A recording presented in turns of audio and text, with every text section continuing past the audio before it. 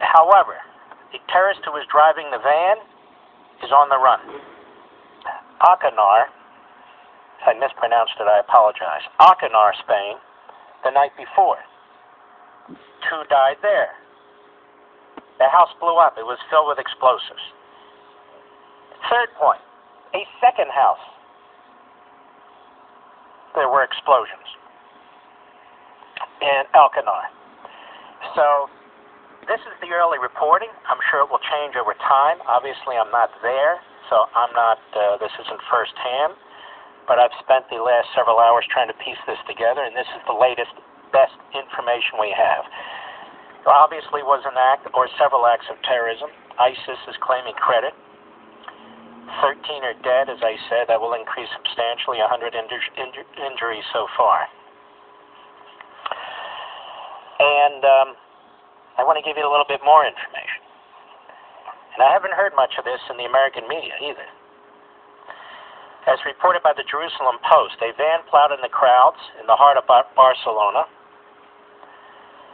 A Catalan government official said the death toll could rise above the 13 so far confirmed. Joaquim Forn, from the Catalan government's interior minister, told a news conference over 100 people have been injured. The van mowed down pedestrians in Barcelona city center. Let's see. Police earlier confirmed they'd arrested 2 people in connection with the attack. As I summarized, it was not immediately clear how many attackers were involved in this incident. Now, this is a big deal. Obviously, there is a network out there. You got two houses, one confirmed as a bomb-making house, probably the other 2, both of which blew up. You've got 2 suspects. The police officers, as I understand it, again, the news is a little unclear. There was a shootout, and one of the terrorists was killed. The van driver, as I said, is missing, is on the run. Let's see. I'm continuing to read current news. The incident occurred in the vicinity of the Maccabi Kosher and Habibi Halal restaurants, Jewish, the city's medieval Jewish quarter. Limor Hassan, an Israeli tourist, told Channel 2 in Israel that there was a group of about 20 Israelis in the Maccabi restaurant at the time of the attack. Let's see. The Chabad representative told the Jerusalem Post that the institute is located close to the scene of the attack. Members of the Chabad staff were trying to reach the area to see the casualties. And that is the absolute latest that we know. You're totally up to speed. And I'm going to be monitoring this throughout the course of the program. And I'm going to try and separate the facts from fiction as best as I can. And I know of others that play this, but, you know, people come in and out of radio shows. My show, a lot of people are in drive time as they head home from work. And I mean, something happened today. In addition to this horrific terrorist attack, I don't know what else to say about the media in this country, and in particular CNN. And in particular Wolf Blitzer. They have this reporter, his name is, I always mispronounce it, Sciutto, Sciutto. He worked in the Obama administration in foreign and national security affairs. I'm almost speechless about this. At a time of horror, and a time when the world should be pulling together and focused on the terrorists, many of you not. This is the so-called reporter, and this is Blitzer.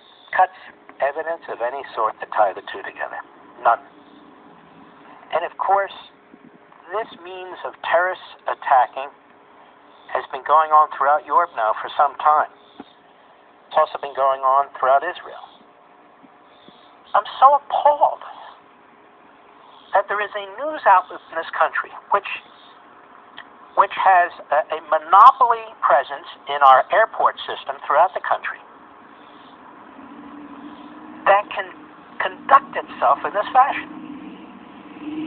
We already talked about 2 homes, one of which was a bomb-making home. The second one was probably a bomb-making home, too,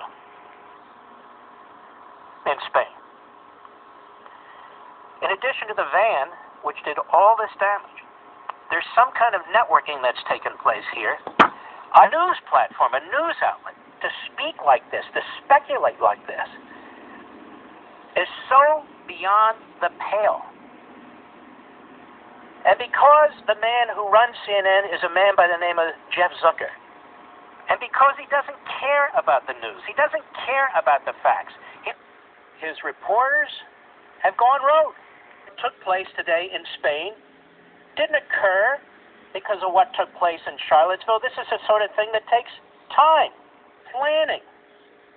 You have at least one bomb-making house, or probably two. Need to see what took place in Charlottesville to know what to do? For the other day, who was reporting the truth about what reporters and photographers were saying and beaten when they were covering the counter-protesters? That's his former Obama administration official.